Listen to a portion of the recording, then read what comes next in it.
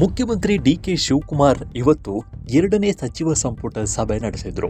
ಸಭೆಯಲ್ಲಿ ಜನಸಾಮಾನ್ಯರ ಸಮಸ್ಯೆಗಳನ್ನು ತ್ವರಿತವಾಗಿ ಪರಿಹರಿಸುವ ನಿಟ್ಟಿನಲ್ಲಿ ಮುಖ್ಯ ನಿರ್ಧಾರಗಳನ್ನು ತೆಗೆದುಕೊಳ್ಳಲಾಗಿದೆ. ಸಭೆಯಲ್ಲಿ ಸಚಿವರು ಹಿರಿಯ ಅಧಿಕಾರಿಗಳನ್ನು ಒಳಗೊಂಡು ಚರ್ಚೆ ನಡೆಸಿದ್ದು, ಮಹತ್ವದ ವಿಚಾರಗಳನ್ನು ಚರ್ಚೆ ಮಾಡಿ ಘೋಷಣೆ ಮಾಡಿದ್ದಾರೆ. ಜನರ ಸಮಸ್ಯೆಗಳಿಗೆ ಸ್ಪಂದಿಸುವ ಉದ್ದೇಶದಿಂದ ಹೊಸ ಇಲಾಖೆ ಸ್ಥಾಪನೆ ಮಾಡಿದ್ದಾರೆ. ಎರಡನೇ ಕ್ಯಾಬಿನೆಟ್ ಸಭೆ ನಡೆಸಿದ ಮುಖ್ಯಮಂತ್ರಿ ಡಿಕೆ ಶಿವಕುಮಾರ್ ನಂತರ ಸುದ್ದಿಗೋಷ್ಠಿ ನಡೆಸಿ ಮಹತ್ವದ ನಿರ್ಧಾರಗಳನ್ನು ಘೋಷಿಸಿದ್ದಾರೆ.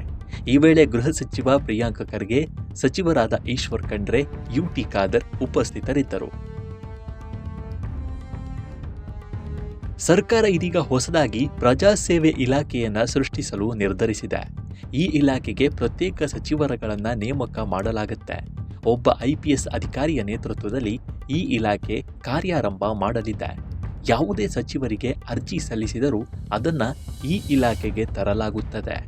ಎಲ್ಲ 224 ವಿಧಾನಸಭಾ ಕ್ಷೇತ್ರಗಳಲ್ಲೂ ಜಿಲ್ಲಾ ಮಂತ್ರಿಗಳು ಮತ್ತು ಶಾಸಕರು ವಾರಕ್ಕೊಮ್ಮೆ ಜನಸ್ಪಂದನ ಸಭೆಗಳನ್ನು ನಡೆಸಬೇಕು.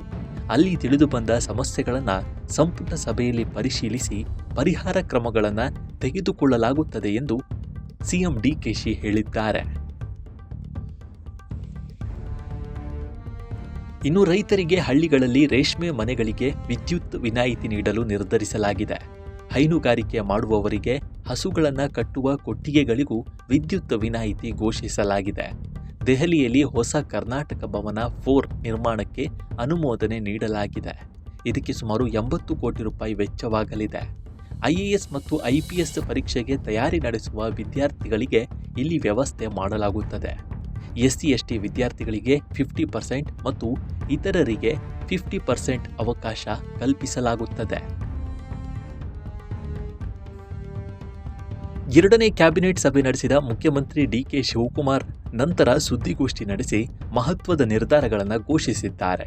ಈ ವೇಳೆ ಗೃಹ ಸಚಿವ ಪ್ರಿಯಾಂಕ್ ಖರ್ಗೆ, ಸಚಿವರಾದ ಈಶ್ವರ್ ಖಂಡ್ರೆ, ಯುಟಿ ಖಾದರ್ ಉಪಸ್ಥಿತರಿದ್ದರು. ಜೊತೆಗೆ 620 ಹೊಸ ಬಸ್ಗಳನ್ನು ಖರೀದಿಸಲು ಸಂಪುಟ ಸಭೆಯಲ್ಲಿ ನಿರ್ಧರಿಸಲಾಗಿದೆ. ಇವುಗಳಲ್ಲಿ 400 ಬಸ್ಗಳು ಸಾಮಾನ್ಯ ಸೇವೆಗೆ ಮತ್ತು 220 ಬಸ್ಗಳು ಉತ್ತರ ಕರ್ನಾಟಕದ ಗ್ರಾಮೀಣ ಪ್ರದೇಶಗಳಿಗೆ ನೀಡಲಾಗುತ್ತದೆ. ಇದರ ಜೊತೆಗೆ ಎಲೆಕ್ಟ್ರಿಕ್ ಬಸ್ಗಳ ಡಿಪೋಗಳನ್ನು 11 ಸ್ಥಳಗಳಲ್ಲಿ ಸ್ಥಾಪಿಸಲು ಅನುಮತಿ ನೀಡಲಾಗಿದೆ. ನಮ್ಮ ಈ ವಿಡಿಯೋ ನಿಮಗೆ ಇಷ್ಟವಾಗಿದ್ದರೆ ಲೈಕ್ ಮಾಡಿ, ಶೇರ್ ಮಾಡಿ ಮತ್ತು ನಮ್ಮ NCIB ಚಾನಲನ್ನು ಈ ಕೂಡಲೇ ಸಬ್ಸ್ಕ್ರೈಬ್ ಮಾಡಿ. ಮುಂದಿನ ವಿಡಿಯೋದಲ್ಲಿ ಸಿಗೋಣ. ನಮಸ್ಕಾರ.